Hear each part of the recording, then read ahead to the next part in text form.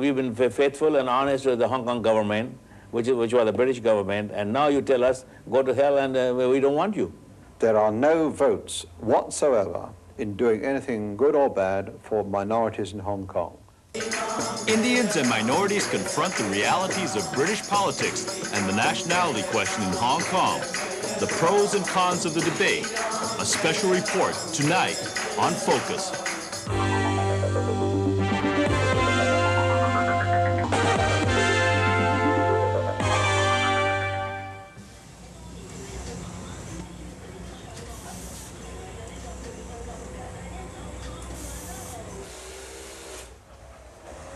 This is another ordinary day at the Mirjani textile factory in Hong Kong. It turns out more than 9,000 pairs of jeans every day. There's about 500 workers in this place, and they stitch up 7 brands of designer jeans, all for export to the United States. The man behind this enterprise is Bhagwan Mirjani. His family has been in Hong Kong for a long time. My distant family has been here since 1860. And purely doing what I will say a retail business or like a hawking business, bringing Indian novelty products, selling to sailors and tourists on the ships. That was their main business. But they were not fully established as established merchants. I mean, before I was born, I know that I had to be in textile field. But despite being one of Hong Kong's leading figures in textile exports, Mirjani's concerns are not just on business. We've been faithful and honest to the Hong Kong government, which was the British government, and now you tell us, go to hell and we don't want you. That's the way the basic all these people are fighting for. It's not the basic of income or anything like that, you see. It's not a money question at all. It's not a money question. It's a principle of life, you see, that why we are being ignored. Mirjani's question of being ignored revolves around the British intentions in 1987. That's when the British National Overseas Passport, or the BNO, comes into effect. This passport is just a travel document, and that's the problem for Mirjani and other Indians in Hong Kong. No holder of the passport will have the right to live in Britain. That means there's no right of abode. But for Mirjani, the issue isn't just to live in Britain. Even we were given a right to live in England, we will not be going there. But we just don't want a passport where we can go to England and live if we have to. It's a principle behind it and nothing else. Mirjani's principle then doesn't mean he wants to leave Hong Kong and live in Britain. He'll stay here even if he gets a genuine British passport. When you live in any country for so many years, you have created a field of friends. You know, I was in India only as a young kid, not knowing outside my family and my relatives, I didn't know anything about it. I've been making friends all my life here. Now, if I leave tomorrow, that means I forget all these friends, go to Bombay or Delhi, and try to find new friends. At this age, whom you going to find? You're not going to play with a young boy. You're going to play with old people.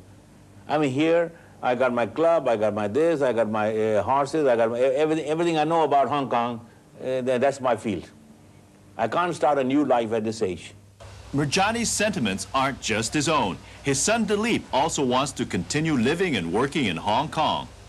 我第一個喺香港出世啦，同埋即係已經住咗咁耐啦，有少少感情，即係喺自己都當係一個香港人係咁啦。同埋好多即係都有嗰啲傳統喺香港啦。第二個目的我即係我生日位喺香港。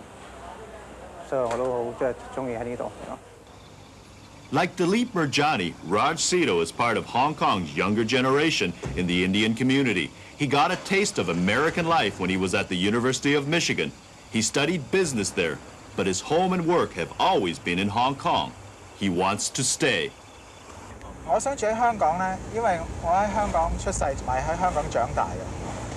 我喺香港住咗咁多年咧，喺香港有好多朋友。 同埋我讀書咧都喺香港讀嘅，我覺得香港咧啲人都對我哋好好，同埋我喺香港你係好食好住。如果喺香港可以繼續係咁樣嘅咧，我認為都冇原因係想離開香港。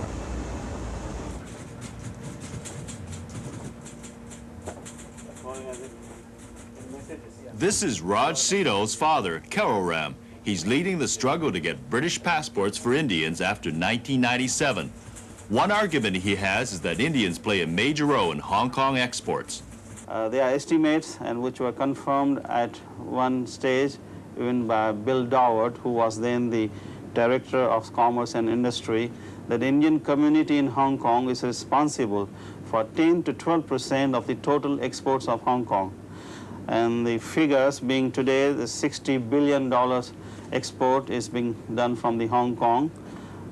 You can work it out, is something like $6 billion Hong Kong dollars worth the Indian community is handling. Indians have always played a part in Hong Kong's development. They were one of the first groups to come with the British. The Indians people came to Hong Kong with the East India Company of the British in late 18th century and in early 19th century as opium traders. When the Britishers occupied Hong Kong, among the expedition forces, there were about 3,000 Indian soldiers, and then there were many Indian businessmen followed. So when the Crown Colony of Hong Kong was established, the Indian security guards play a very important role in the maintenance of law and order. And the Indian traders began to play a very active role in the British trade with the Chinese.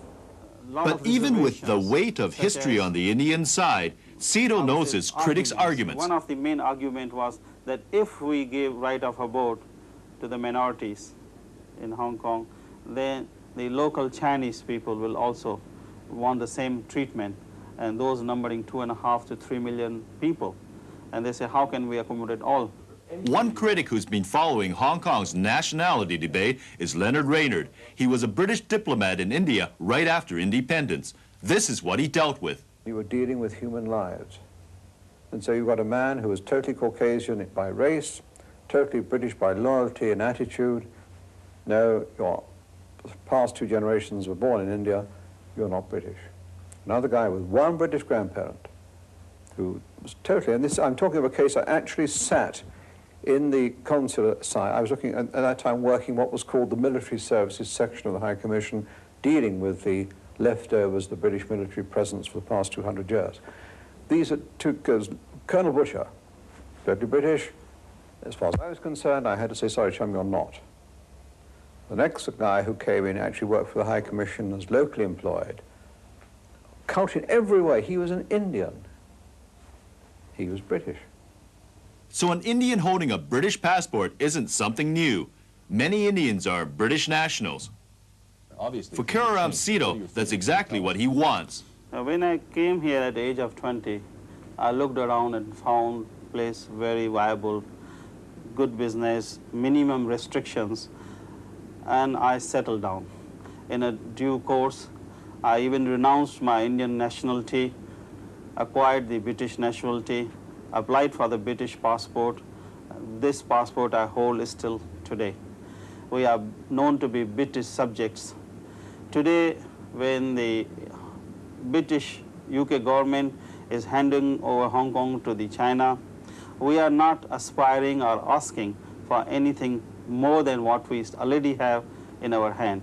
We are known to be British subjects. We like to maintain those status. It's wrong to say that we are trying to get something new.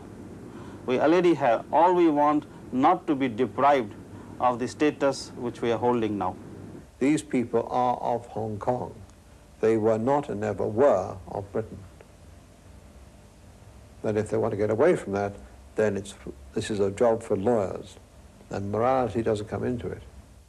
But for Kararam Cito, morality is exactly what the nationality issue is all about. If you consider us a small group and nobody should listen to us, then I like